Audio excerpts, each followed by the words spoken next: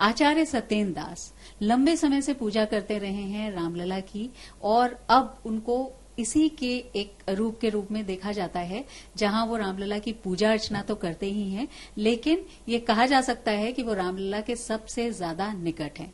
पर कभी टेंट की गर्मी में और कभी धूप में, बरसात में या जाड़े में भी उन्होंने पूजा की, और अब जब रामलला का भव्य मंदिर बन रहा है तो भी आचार्य सत्येंद्र दास पूजा करते हैं, और इस समय पूजा करके ही आए हैं रामलला की। आचार्य जी, जिस तरह से मैंने कहा, माता कौशल्या देखती हैं राम को, उस तरह से उनके मन में भाव आते हैं, लेकिन आपके मन में भी तो भाव रामलला को लेकर के उसी प्रकार से आते होंगे। देखिए, जिस प्रकार से किसी पौण को, नवयुवक को, बड़े को के करना और उनकी सेवा करना या उनकी तरुणाई के संबंध में जानना, ये सरल है। लेकिन बालक रूप में, चाहे वो मानव रूप में, क्यों भगवान राम मानव रूप में आए, तो मानव रूप में उनकी देखभाल करना ये ज्यादा कठिन है। क्या चाहिए, क्या नहीं चाहिए, यह स्वयं पुजारी को, स्वयं माता को जिस प्रकार से बच्चों को सेवा में और उनको जानना पड़ता है कि अब इनको क्या चाहिए, दूध चाहिए या शयन चाहिए या और क्या चाहिए, उसी प्रकार से रामलला हमारे बालक रूप में है, और बालक रूप में होने के कारण से तमाम समस्याएं हुई, और यहाँ तक कि उनको जो व्यवस्था होना चाहिए था वह रिसीवर के काल में नहीं हो पाया, क्योंकि उतने पैसे नहीं देते थे खर्चा जो रामलला के पूर्णतः व्यवस्थित किया जाए। एक बार रामनवमी के समय में जब राम भगवान का अवतार होता है, उसी समय के पैसे जो दिए जाते थे रामनवमी उत्सव के लिए, उसी में एक बार कपड़े बनते थे और पूरे वर्ष पर वही पहनाए जाते थे। तो ये तमाम समस्याएं थी। हम जानते हुए, माने सक्षम होते हुए हम नहीं कुछ कर पा रहे थे, हैं, यही सबसे बड़ा कष्ट रहा। जो इच्छा रही, जो चाह रहे थे, वो नहीं हो पा रहा था। लेकिन भगवान की कृपा, वहाँ 28 वर्ष तक त्रिपाल में रामलला रहे, और 28 वर्ष तक जो समस्याएं रही वो बहुत कठिन रही, और ये समझिए कि यह लगता था कि क्या समस्या है। राजा राम अवध राजधानी और भगवान बालक रूप में है, फिर भी उनकी जो सेवा होना चाहिए वो समुचित सेवा नहीं हो रही है, और इसी स्थिति में बहुत कष्ट रहा, और 28 वर्ष तक वो समस्या झेलते रहे। भगवान की कृपा हुई, वो आदेश हो गया कोर्ट का, ट्रस्ट बन गया, और ट्रस्ट ने एक अस्थायी मंदिर बनाया जहाँ पर अभी दर्शन हो रहा है। वहाँ भी सब कुछ सुविधा है, वहाँ की एसी भी लगी है, कूलर भी है, पंखे भी हैं। उसके बाद भोग में जितनी आवश्यकता पड़ती है वो सब ट्रस्ट के माध्यम से मिल जाता है। यदि सुकून ये मिला हमको कुछ अंश है, लेकिन वो अब जब से अस्थायी मंदिर में रामलला आए तब से उनकी पूजा अर्चना, भोग राग, रख रखाव पूर्णतया व्यवस्थित ढंग से चल रहा है। आप तो संत कबीरनगर जिले के रहने वाले हैं। उस समय जब आए थे, अभिराम दास जी के बारे में ये कहा जाता है कि जो रामलला का प्राकट्य हुआ था उसमें भी उनकी भूमिका थी, और जिस तरह से मुस्लिम पक्ष से बताया भी जाता है और लोग बताए जाते हैं, या बाद में जो FIR हुई थी, ये जब आप लोग सुनते थे, आप या जो उनके और शिष्य रहे होंगे, तो आपको क्या लगता था? क्या उस समय तो युवा मन आपका रहा होगा, क्या आपको देखिए, उनका यहाँ आने के बाद वो मिले, लेकिन उनकी प्रसिद्धि बहुत रही, और प्रसिद्धि इसलिए रही, और उनका नाम जो था श्री अभिराम दास जी था, लेकिन राम जन्मभूमि उद्धारक उनको कहा जाता था, कि इन्होंने राम जन्मभूमि उद्धारक किया। और 22-23 दिसंबर 49 में इन्होंने रामलला के उनकी प्रयास से ही उस विवादित ढांचा में रामलला प्रकट हुए, और उनकी पूजा कोर्ट के माध्यम से पूजा अर्चना शुरू हुई, इसलिए वो बहुत प्रसिद्ध रहे। हमारे आने के बाद में भी वहाँ जब उत्सव मनाया जाता था, प्रत्येक इसमें क्या कहते, रामनवमी के अवसर में 9 दिन तक, तो हम वहाँ जाया करते थे। उस समय पुजारी नहीं थे, लेकिन पुजारी दूसरे थे और इन्हीं के शिष्य थे। फिर वह समय बीतता गया।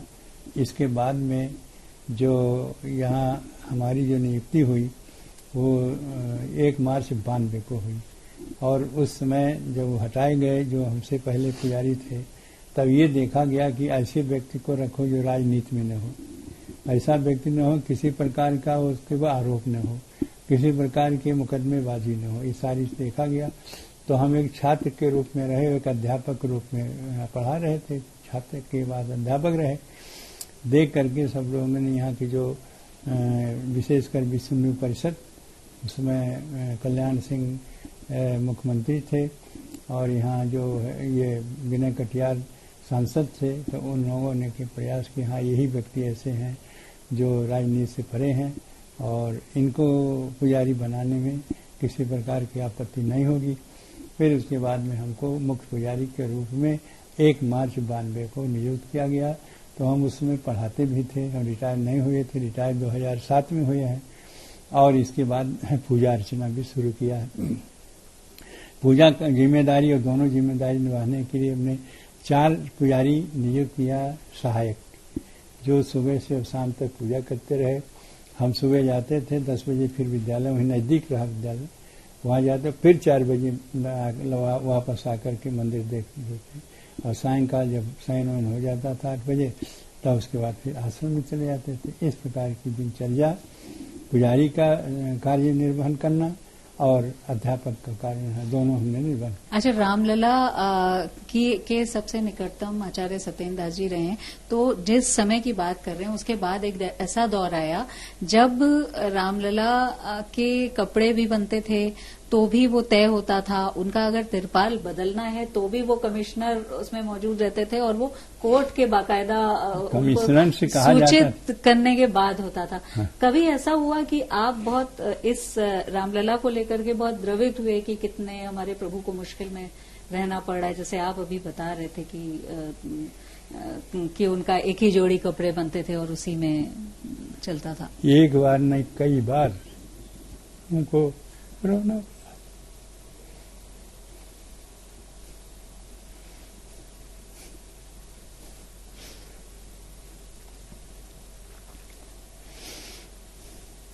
उस समय प्रभु एक ही जोड़ी कपड़े में रहते थे। भगवान की तो साथ देख करके बहुत कष्ट होता था, कई बार रोना पड़ा था।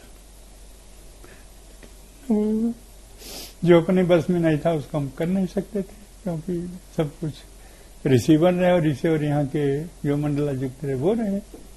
तो ऐसी समस्या बहुत आई, बहुत बार आई। वो एक बार नहीं, कई बार आई, क्योंकि कभी कपड़े की कमी, कभी बरसात हो जाए तो पानी भर जाए उसकी परेशानी, और कभी ये रहे कि जो झूलन उत्सव भी मनाया जाए तो उसकी परेशानी, तमाम परेशानियां रही। लेकिन सारी परेशानियों को हमको 28 वर्ष झेलना पड़ा। और यही कहते थे तो याद आया कि भगवान जब रामलला वनवास जाने लगे थे तो भाई इसमें परिवर्तन होगा कि नहीं होगा। तो शास्त्र में हमारे कई जगह ऐसे आए थे कि चक्रवर्ती परिवर्तन थे, सुखानी चाहिए दुखानी चाहिए। यह जैसे सूर्योदय होते हैं सोते हैं तमाम बातें होती, वैसे ही इसमें परिवर्तन होगा। लेकिन कब होगा वो भगवान की इच्छा होती है, क्योंकि उनकी इच्छा बिना कुछ होता नहीं। तब इसके बाद में यह कि जब जाने लगे तो माता सीता भी जाने के लिए उन्होंने प्रयास किया, नहीं हम भी चलेंगे, हट करने लगी। तब उन्होंने भगवान कहे कि क्या कहते हैं, अवध याद नहीं लागे ही 12, सुंदर सिखवन सुनो हमारा। जो समय है इससे बीतते समय नहीं लगेगा और जल्दी हम 14 वर्ष के बाद वापस आ जाएंगे। तो ही सोचा जाता था कि वो समय जरूर आएगा जबकि भगवान के ये त्रिपाल हटेंगे और मंदिर भी बनेगा। अब वो समय 28 वर्ष प्रतीक्षा के बाद अब वो समय आ गया है। समय आ गया। रामलला की प्राण प्रतिष्ठा समारोह के बारे में थोड़ा सा बता दीजिए कि जैसे आप लोगों क्या उसमें होने वाला है, क्या किस तरह से पूजा होगी, इस बात को लेकर भी लोगों के मन में देखिए 14 जनवरी को खरवास समाप्त हो जाएगा और 15 जनवरी से पूजा शुरू होगी। और ये पूजा चलेगी ऐसा कि क्योंकि प्रधानमंत्री जी को आना है, प्रोटोकॉल को देखते हुए लोग प्रत्यक्ष स्पष्ट रूप से नहीं कह रहे हैं, लेकिन निश्चित हुआ है कि 22 जनवरी को यह प्राण प्रतिष्ठा होगी। कार्यक्रम पहले शुरू होगा, उसमें कई कार्य होते हैं। कार्य में जैसे मूर्ति का नगर भ्रमण होगा, कलश यात्रा होगी, अन्य देवी देवताओं की पूजा होगी और ये चलेगा 15 से शुरू हो जाएगा। और प्राण प्रतिष्ठा जो होगी वो 22 तारीख को होगी। और प्राण प्रतिष्ठा होने के बाद तब भगवान अपने भव्य दिव्य मंदिर में विराजमान होंगे। तो इसके बाद से लोगों का दर्शन शुरू होगा। उस दिन चूंकि अधिक भीड़ होगी इसलिए सामान्य लोगों का प्रवेश नहीं हो पाएगा। हाँ, दूसरे तीसरे दिन से लोग जाकर दर्शन करेंगे, ऐसी व्यवस्था कर रहे हैं। अब जो लोग आएंगे उनके लिए भी व्यवस्था अच्छी किया जा रहा है ट्रस्ट के माध्यम से कि जहाँ जगह है, जितने यहाँ होटल हैं, जितने वो जो कुछ भी है रहने की जगह और जो फैले हुए जगह से उसको भी साफ सुफ करके उसे टेंट लगाया जाएगा।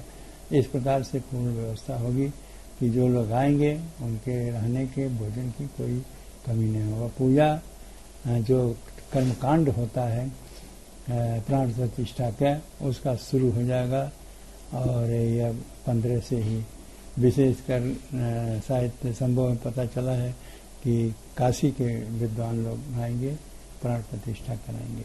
जी, अभी अगर नियमित रूप से कहें तो कितनी बार भोग, कितनी बार आरती होती है रामलला की? 5 आरतियां हैं, सब दिन सभी मंदिरों में होती हैं। 5 आरती है और को मिला करके बाल भोग और राज्य भोग 2 प्रकार के होते हैं।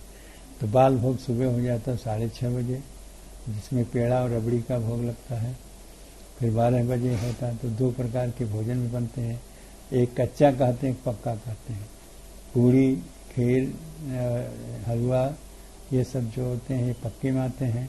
दाल चावल रोटी सब्जी जो होते हैं ये कच्चे में आते हैं। तो दोनों प्रकार के भोजन बनते हैं और ये भगवान को लगाए जाते हैं।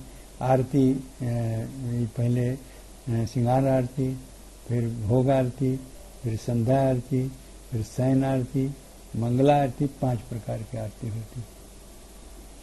अच्छा, एक और सवाल है मेरा आपसे कि क्योंकि आप निकटतम रहे हैं इसलिए क्या अभी कुछ आपको रामलला की पूजा के दौरान, सेवा के दौरान, जब कोई नहीं रहता था वहां आप और रामलला रहते थे, कुछ अलौकिक अनुभव भी कभी हुआ है? बहुत बार हुआ, अलौकिक अनुभव होता है।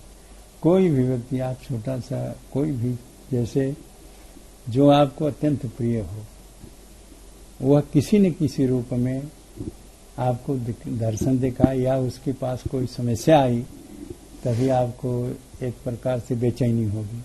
तो उसी प्रकार से कोई भी यदि समस्या आती थी वहां जाने पर बिल्कुल शांत हो जाता था। कोई भी न टेंशन रहा न कुछ रहा। बिल्कुल। तो ये हैं आचार्य सत्येंद्र दास, मुख्य पुजारी राम जन्मभूमि के, रामलला के। और खास बात ये है कि जो इन्होंने बात बताई, वैसे तो सभी वो बातें हैं जिनसे लोग बहुत कुछ समझ सकते हैं, लेकिन दर्शन की जहां तक बात है तो सपने में होता है, अनुभव से होता है।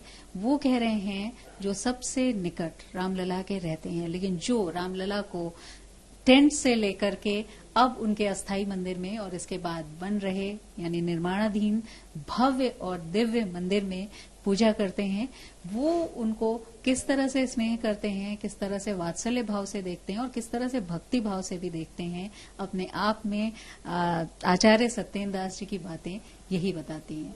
वीडियो जर्नलिस्ट रोहित मिश्रा के साथ शिल्पी सेन, अयोध्या।